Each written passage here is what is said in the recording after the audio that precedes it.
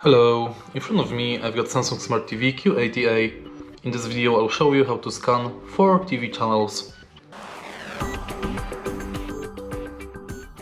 In the beginning, let's go to Settings, enter Broadcasting, Auto Tuning, tap Start. Now select Aerial between terrestrial cable, satellite and your available cables in your country.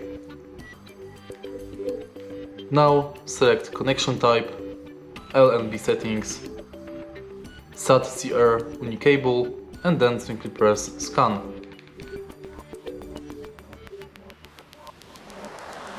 Confirm.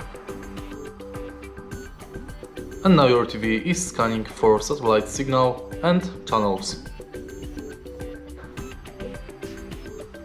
And that's basically it. If you find this video helpful, please leave like, comment and subscribe.